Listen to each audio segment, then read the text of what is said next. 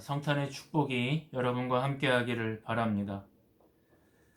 올해도 성탄이 왔습니다.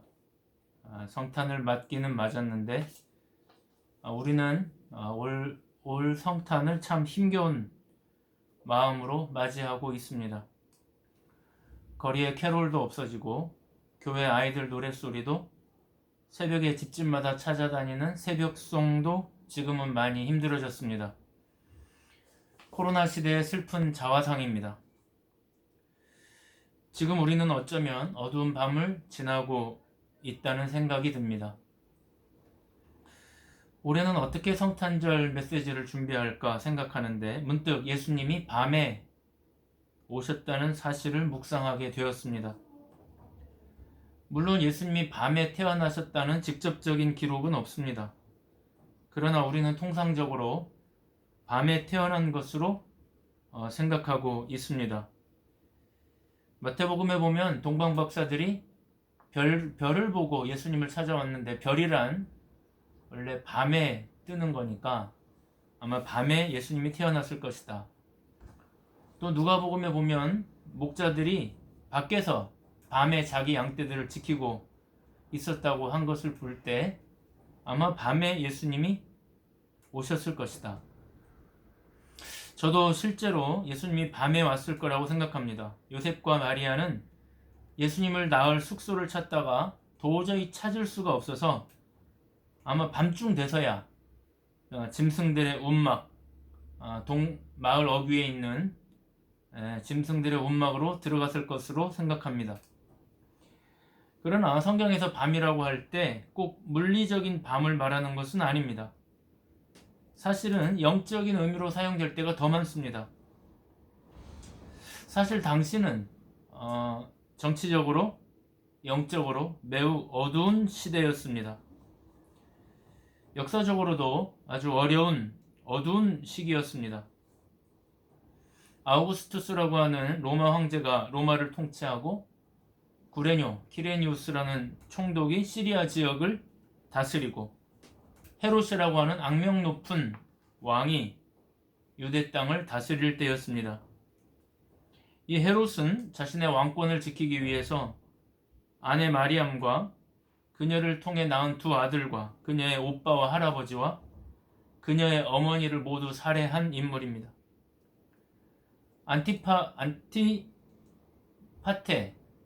그의 아들 안티파테가 자신의 왕권에 도전할 것 같아서 자신의 아들도 처형한 인물입니다. 그래서 당시에는 헤롯의 아들 히오스가 되는 것보다 돼지 히스가 되는 것이 낫다라는 말이 유행할 정도였습니다. 경제적으로도 로마의 수탈이 극심할 때였습니다.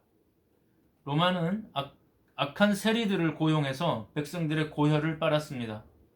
어부들이나 농부들이나 만약 생산을 100을 했다면 90을 세금으로 내야 했기 때문에 거의 모든 백성이 극심한 가난에 허덕일 때였습니다.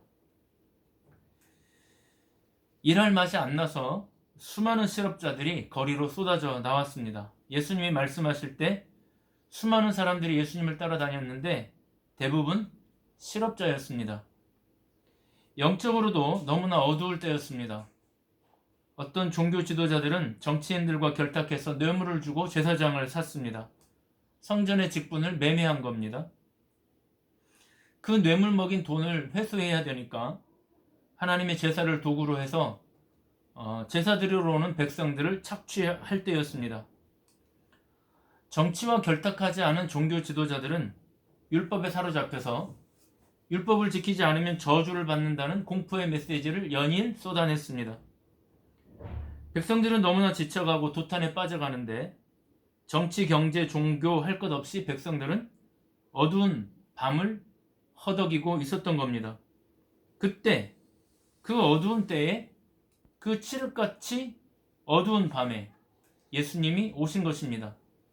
여러분, 성탄절은 어떤 날입니까?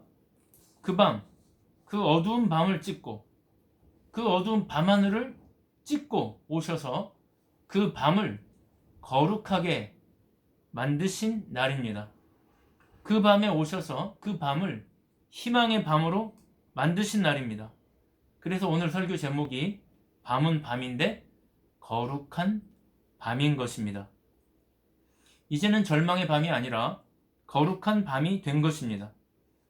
그러면 왜 그 밤이 거룩하게 되었는가?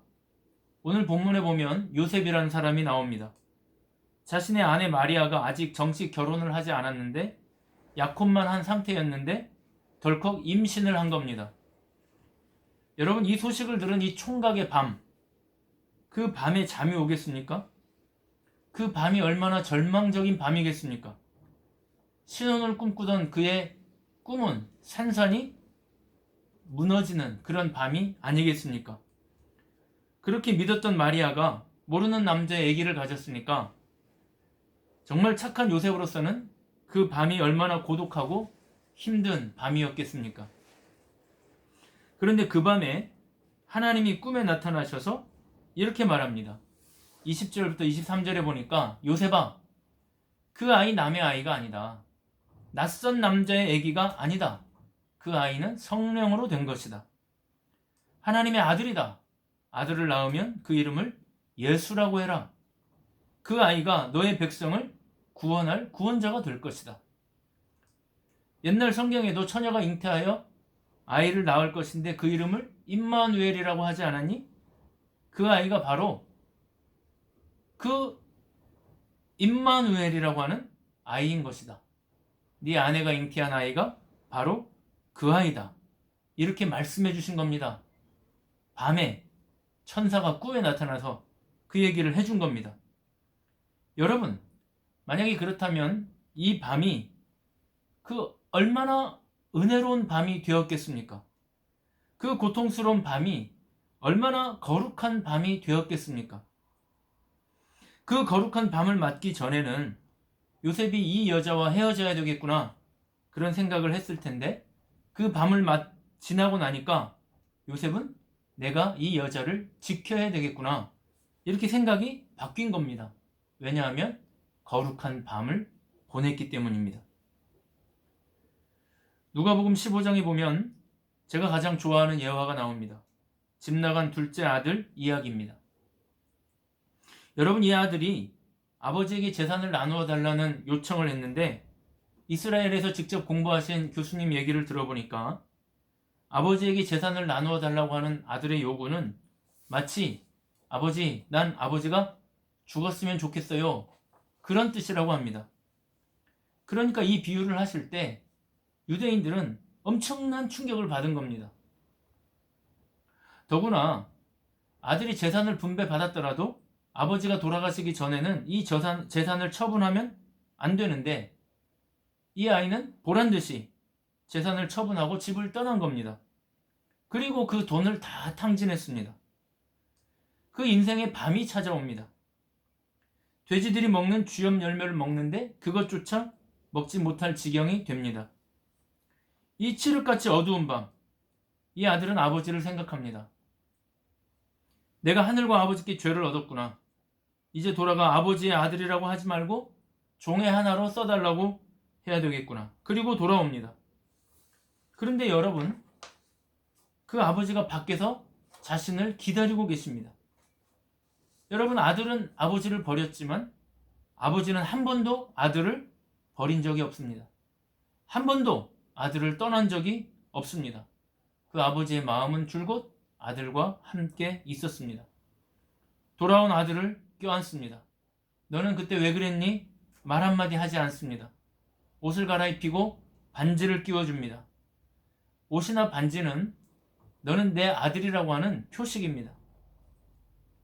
사랑하는 여러분, 제가 아까 질문을 했습니다. 밤은 밤인데 왜 거룩한가? 23절 때문입니다. 그 이름을 임마누엘이라고 하리라. 하나님이 함께 하시는 밤이기 때문입니다. 여러분, 우리는 지금 전대미문의 코로나 상황을 보내고 있습니다. 마치 어두운 밤을 보내는 것 같습니다.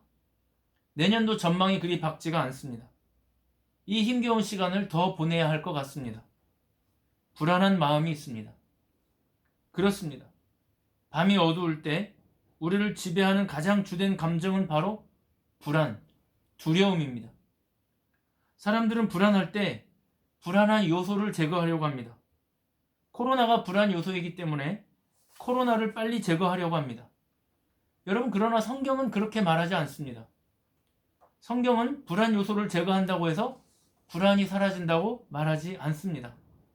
불안은 파도와도 같아서 지나가고 나면 또 나타나고 지나가고 나면 또 나타나는 것이 바로 불안의 특징입니다. 그 파도를 타고 넘을 안전한 배를 타야 합니다. 그 안전한 배가 바로 예수님입니다. 평화의 왕이신 예수님을 모셔드리면 마음에 평안이 임하는 것입니다. 임마누엘의 하나님을 마음에 모시면 그 마음이 평안의 마음이 되는 것입니다. 여러분의 밤이 거룩한 밤이 되는 것이고, 여러분의 밤이 희망의 밤이 되는 것이고, 여러분의 밤이 평안의 밤이 되는 것입니다. 사랑하는 여러분, 이 연말 우리 주님과 함께 하시기를 바랍니다. 내년에도 우리 주님과 함께 하시기를 바랍니다. 그러면 우리의 마음의 불안이 사라지고 평안이 찾아올 것입니다. 우리의 밤의 시간이 거룩한 시간이 될 것입니다. 평안의 시간이 될 것입니다. 하나님이 함께 하시니 두렵지 않습니다. 힘들고 어두운 밤을 보낼 때 이 말씀과 함께 하시면서 임마누엘의 하나님을 붙잡고 꼭 승리할 수 있기를 바랍니다. 제가 책을 읽다 보니까 이런 시귀가 하나 있어서 오늘 소개를 좀 하고 마치려고 합니다. 이 땅에 존재하는 어느 것 하나 우연히 던져진 존재는 없네. 물 한 방울, 공기 한 점, 흙 한 주먹, 풀 한 포기, 유성 하나, 어느 것 하나 우연의 열매가 아니네. 공중에 나는 이름 모를 새 한 마리의 노랫소리에 깃든 창조주의 목적, 야산에 피어있는 눈길 끌지 못하는 한 송이 꽃의 향기와 고독 속에서 발견하는 조물주의 마음. 왜 예수님께서 이 땅에 오셨을까? 향방 없이 방황하는 연약한 인간을 붙들어 주시기 위함이라네. 감긴 눈을 열게 하시려고, 병든 영혼 깨어나게 하시려고 주님 친히 따뜻한 마음 고이 간직하시고 이 땅에 오셨네. 묶인 자 자유하고 절망을 안고 있던 인생 소망의 빛 가운데 살게 되었네. 그런데 왜 사람들은 우리 위에 오신 예수님을 그렇게도 꺼려할까?